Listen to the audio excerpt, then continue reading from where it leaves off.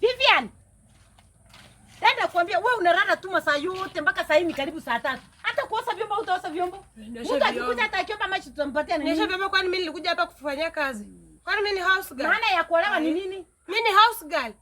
Maana ya kuolewa ni nini? Sio kuolewa ni kuosha vyombo. Siwezi.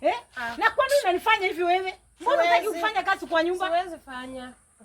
Sasa utafanya kazi gani? Kama utafanya kazi ni kukula. Kwani sio umefanya vizuri umeingia.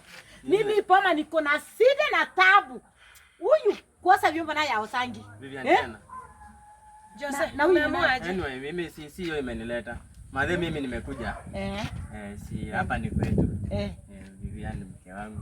So mimi nimekuletea mke wa pili akusaidia. Ni wapi?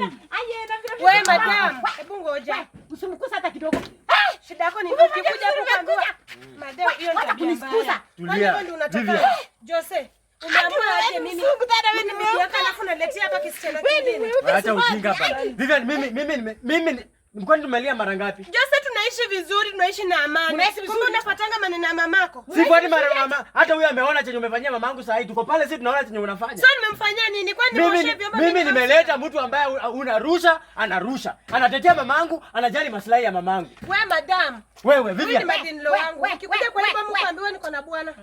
Kuna bwana hakukwambia kuna bibi mkubwa. Wewe acha ujinga. Hakuna pale utakaa wewe msichana. Unaona vile unakorofisha hata huwezi muonyesha heshima.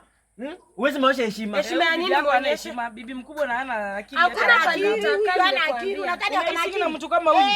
Kwanza ako uchi baba aje panti bila mother-in-law. Panti bila mother-in-law. Hii ni refu hii. Vivian, wacha na mimi bana. Ndio sana nataka uniambie. Nikwambie. Umeamua aje? Wacha Umenileta kwenu alafu ndo nilete. Wacha niongeleshe Maadhe. Ufanye wewe nisikize. Mtoto wangu wewe. Maadhe mimi huyu amekuwa customer wangu kwa pikipiki kwa muda mrefu sana. Kuna pesa. Heshima ako nayo.